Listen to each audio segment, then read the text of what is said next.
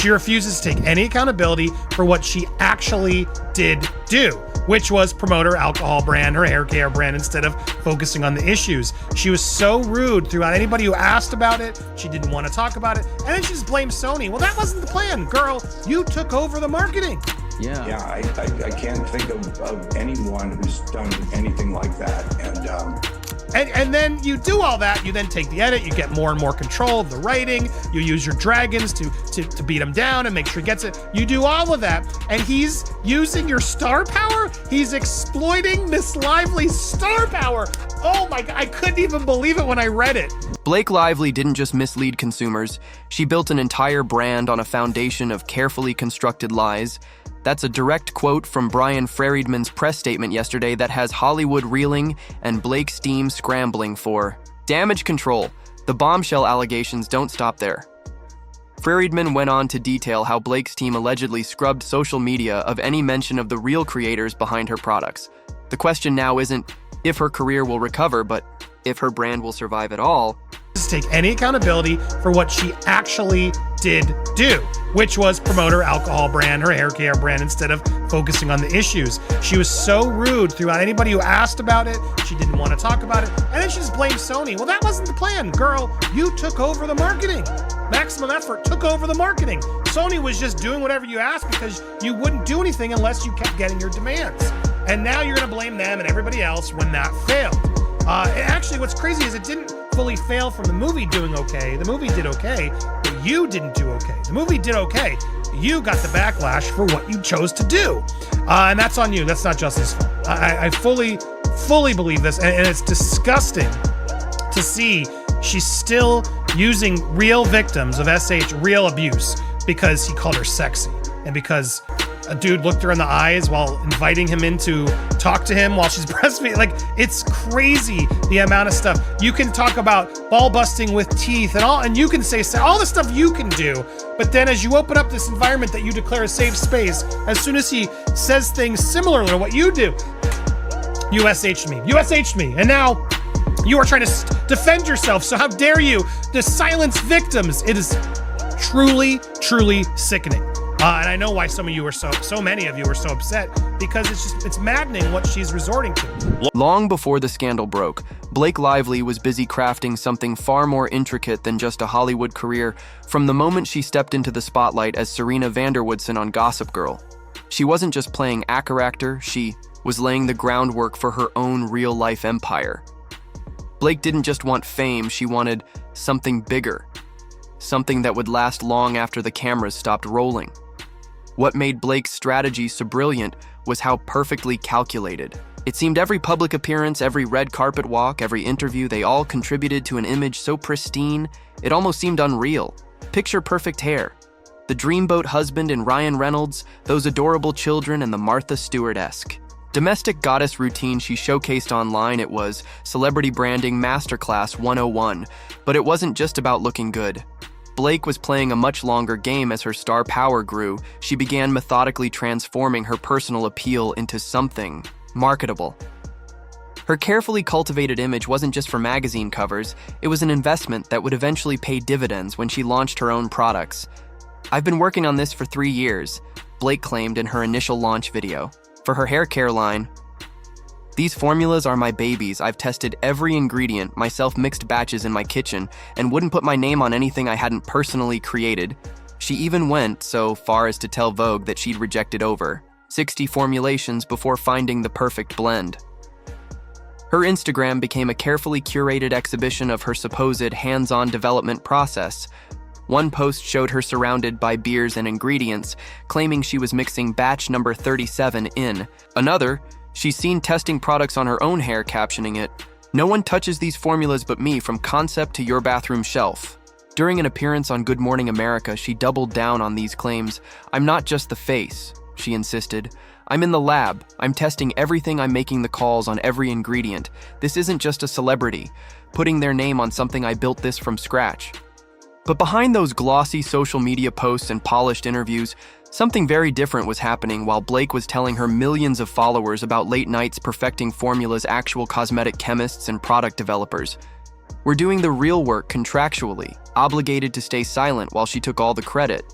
The discrepancy between Blake's public statements and the actual product development reality created the perfect opportunity for someone to pull the thread. That would eventually unravel her entire narrative that someone turned out to be high-powered attorney Brian Friedman, who began noticing inconsistencies in the timeline Blake presented. Friedman's investigation started with a simple question. Could one person, especially a busy A-list actress with multiple projects and young children, really be personally formulating complex hair care products requiring specialized chemistry knowledge? The answer would lead him down a rabbit hole of documents, testimonies, and explosive evidence that suggested Blake's hands-on creator image might be nothing more than an elaborate marketing fiction. What Friedman discovered was the first crack in a facade that had been years in the making. Those Instagram posts showing Blake in the lab they were staged after the products had already been formulated by professionals. Those kitchen experiments she described, they never happened according to internal communications Friedman uncovered. 47.1, which took place on effect on January 1st, has not been addressed in a single published or unpublished judicial decision. Thus, the court's treatment of the statute will become a matter of first impression. Mandatory award of. So anyway, this is clearly a big deal, and this is such a big deal that, this is much more complicated than Blake wants to. She's trying to use this as sort of I'm going to stand up for all victims, so you're going to rule in my favor, and therefore all other victims will be protected. And that's what's trying to happen. But as Ron said, no, it's much more complicated. You can watch his full response over there. It's not going to be so easy. But what's interesting to me is, remember back when I said it was a win for Blake? When I was like, oh man, they're asking for this privacy stuff, and a lot of people were angry. No, it's not a win for Blake. Well, she won that confidentiality order, and I said, and I warned, just as Brian did in that courtroom, this is going to open up to a lot of silliness. A lot of things that Blake's team is going to try to use to make a lot of stuff seem secret, confidential, trade secrets, etc., etc. Those Instagram posts showing Blake in a lab coat might have fooled millions of followers, but they couldn't withstand the scrutiny of legal documents behind. Every celebrity beauty brand lies a paper trail, and this one told a story drastically different. From Blake's public narrative, Brian Friedman, a lawyer with a reputation for dismantling celebrity facades, didn't just skim the surface. He dug deep into the contractual foundation that Blake's empire was built upon. Friedman's investigation didn't start with flashy Instagram posts or magazine interviews. It began with the mundane contracts, agreements, and legal paperwork that rarely see the light of day. What he discovered was a network of documents that painted a very different picture of Blake's involvement in her hair care line. The contracts Friedman uncovered contained what industry insiders call attribution clauses, specific language detailing exactly who could claim credit for creating the formulas. And here's where things get interesting. These clauses didn't name Blake Lively as the creator. Instead, they identified professional formulators and cosmetic chemists who were contractually obligated to remain in the shadows. The agreements contained hidden clauses that reveal the actual individuals responsible for the product formulas, notes one source familiar with the documents. These weren't just casual mentions. They were detailed provisions that specifically outlined how Blake could market the products while the true creators remained anonymous. Even more damning were the confidentiality provisions. These weren't standard NDAs that protect trade secrets. They were specifically crafted to ensure the real formulators couldn't speak publicly about their work or claim credit. One particularly revealing clause prohibited the actual developers from ever stating they were the creative force behind the products. Blake was calling her own creation when Friedman attempted to access these documents through official channels. Blake's team reportedly went into crisis mode, according to sources close to the investigation. They filed emergency motions for protective orders and confidentiality agreements. Not the actions of a team with nothing to hide, the most shocking revelation. The timing these contracts weren't recent developments created after the products gained popularity. They existed from the very beginning. Predating all those kitchen experiment stories Blake had been sharing with her followers. This wasn't a celebrity. Casually exaggerating her involvement, the document suggested a calculated plan to mislead consumers from day one. Financial arrangements in the contracts told their own story, while Blake earned millions as the face and supposed creator of the brand. The actual formulators received one-time payments with no royalties. Their compensation agreement specifically noted they were work-for-hire arrangements with no ownership rights to formulas they had actually developed. Why go to such lengths to hide the truth? The answer lies in what marketing experts call the authenticity. Premium products believed. to be personally created by celebrities can command prices up to 40% higher than those merely endorsed by them for Blake's brand. The difference between "I created this" and "I endorsed this" potentially represented millions in additional profit. Friedman's investigation revealed a systematic effort to maintain this illusion when one formulator accidentally mentioned their work on LinkedIn. Internal emails show Blake's team demanding immediate removal of the post citing contractual violations. This wasn't protecting proprietary information, it was protecting a carefully constructed narrative. Baldoni's alleged to have done is not like one super serious, like the boob grab, right? It's not that. It's these kind of like nefarious things which shouldn't happen in the workplace, but they have to happen over a course of time to meet the legal standard. Now, once this underlying story kind of comes up, her motivations for bringing these quote unquote unlawful things during those stories of them trying to take over the film now give context to his counterclaim. And I believe that it is a huge deal for the judge to see in order for the judge to make a determination. Now, what is very interesting and most people don't kind of understand is that the judges at this stage where they're just like, well, I'm just looking at your guys' complaints. The judge can't really make a credibility finding. He has to assume what is in the complaint is true.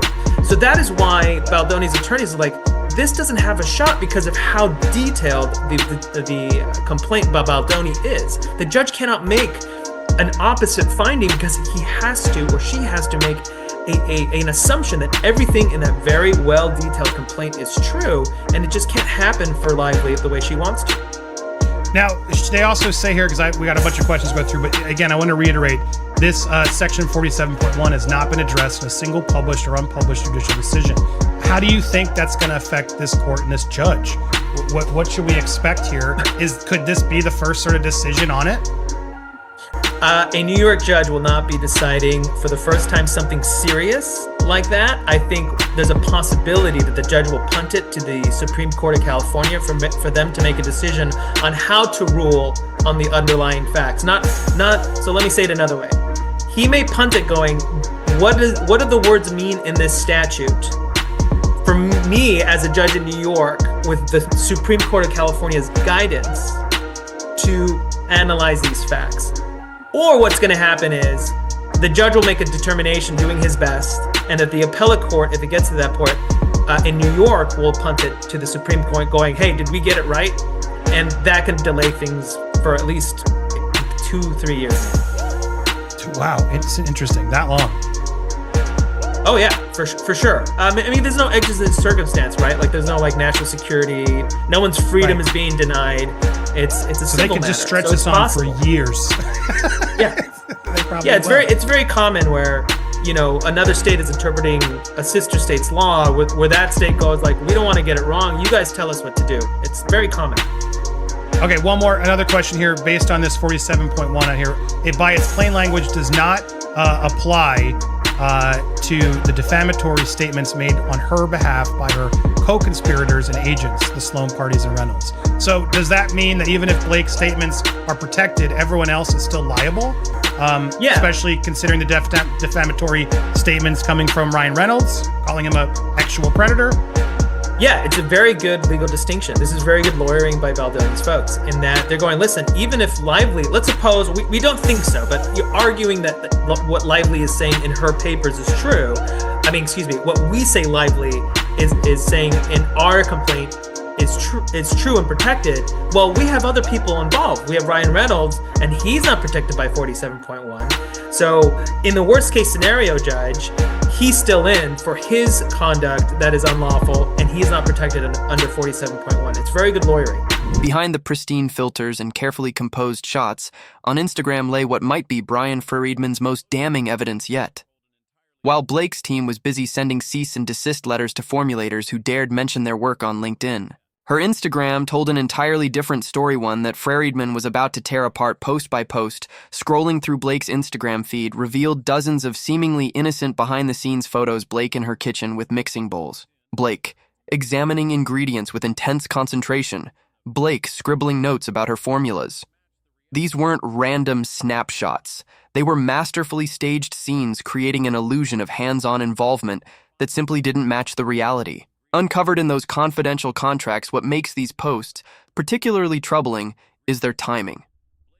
Friedman's investigation revealed that many of these creative process photos were posted after the products had already been finalized by the professional formulators. In one particularly egregious example, Blake shared a photo of herself perfecting the scent profile on the exact same day that the final formula had already been approved and sent to manufacturing according to internal documents. Friedman obtained. The Instagram deception went even deeper.